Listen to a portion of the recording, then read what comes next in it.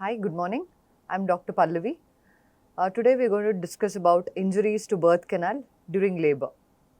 When we talk to genital tract injuries, it's also known as perineal trauma during childbirth. It is categorized into different stages.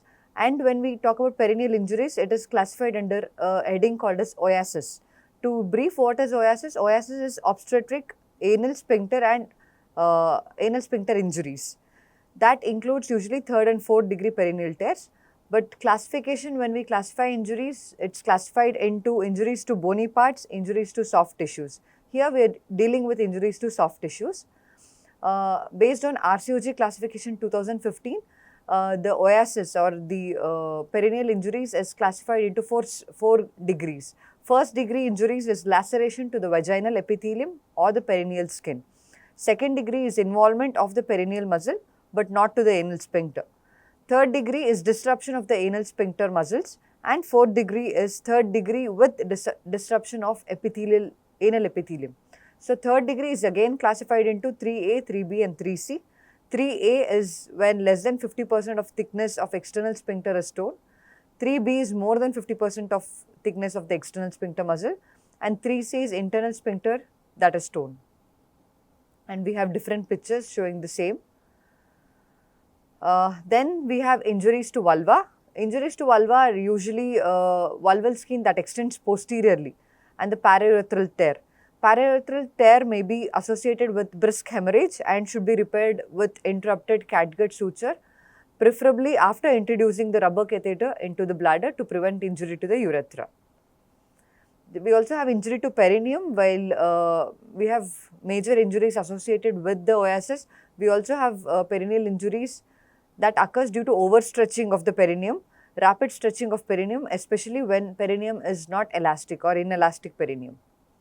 Third degree and fourth degree perineal tear, that is classified as OASIS, involves partial or complete disruption of the anal sphincter complex with associated external and internal anal sphincter muscle. Fourth degree involves anal mucosal injury as well. So how do we prevent these injuries? These injuries are prevented with delivery by early extension, that is to be avoided, of the fetal head. Then there is spontaneous forcible delivery of the head should be avoided. Then delivery of the head should be done in between the uterine contractions to perform timely episiotomy. That is, when there is crowning, we will have to perform episiotomy, and to take care during, to give a proper perineal support during delivery of the fetal shoulder. So how do we manage this? The recent tear, that is the fresh tear, should be immediately repaired as soon as possible. If you are not able to pick up the fresh tears immediately after the delivery, it should be done at least 6 weeks later, and usually 6 to 3 months apart. 6 weeks to 3 months is the time where the injuries has to be repaired, if the injury is detected after 24 hours of the injury. So repair, the RCOG has given green top guidelines that are very important in the repair of OASIS. It should be done by a senior clinical obstetrician present at the labor room. The figure of 8 sutures should be avoided because there might be tissue ischemia that can occur because of figure of 8, and the rectal examination should be performed after and before the repair to see where the sutures, if inadvertently that has been placed inside the anal mucosa as well. And always 3-0 polygalactin sutures should be used for the repair. And we also have injury to vagina. Vagina or vaginal laceration usually come under grade 1 injuries, and that should be repaired immediately or at least if after 24 hours if it is noticed, that should be done immediately, and no need for these vaginal injuries to be waited for as long as 6 weeks. And we have injury to cervix. Minor injury to cervix can be avoided, but if there are cervical tear with bleeding, it causes postpartum hemorrhage and should be immediately sutured. And usually it's very uncommon for us to pick up injuries more than 24 hours apart when it comes to injury to cervix. And exploration of the uterocervical canal is very important in repair of cervical injuries.